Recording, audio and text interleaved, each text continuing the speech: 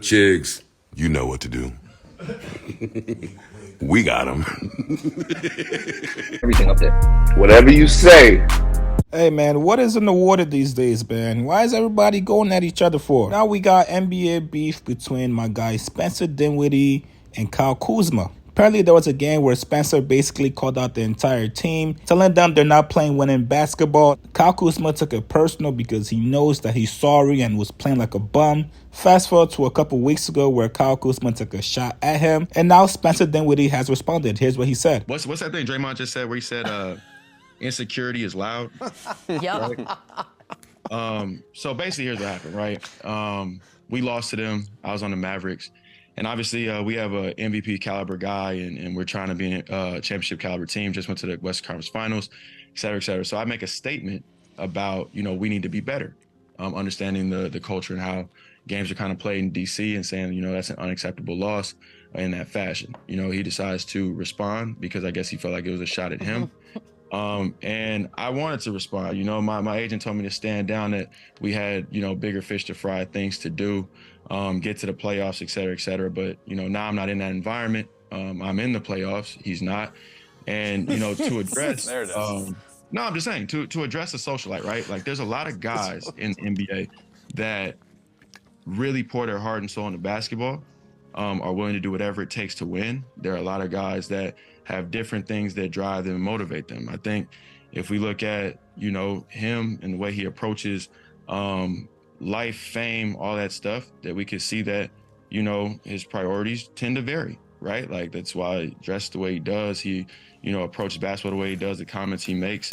And like I said, with the Draymond quote, insecurity is loud. Like you know that you're there, shooting shots to try to get a contract. You're probably not even a third star really on a good team, because if you were, the Lakers would have kept you, right? Part of the reason you left was to try to make more money. Like these are all things that are facts. And so at the end of my career, one thing that I want to be known, besides a guy that did whatever it took to win in whatever spot he was at, is a guy that was also very honest.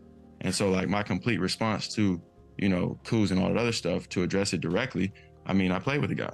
You know what I mean? We know what the priorities were. And, a lot of times people thought I was talking about Brad or whatever, anything like that.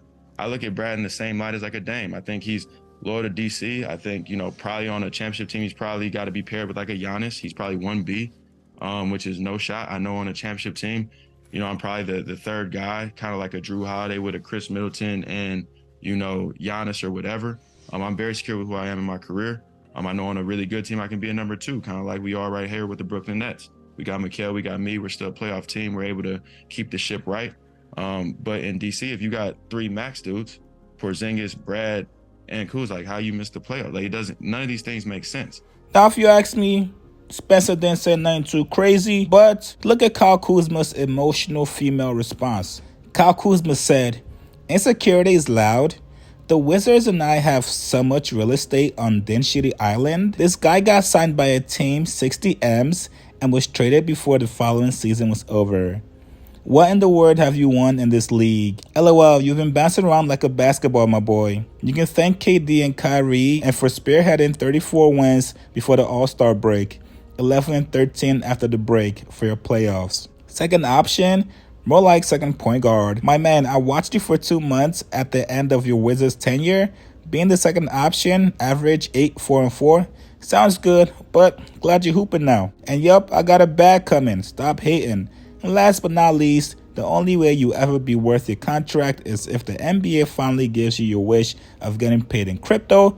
Check the markets. Enjoy the clicks. Go Sixers." Hey, Kuzma, you got to stop playing with Spencer Dinwiddie and the Brooklyn Nets, all right?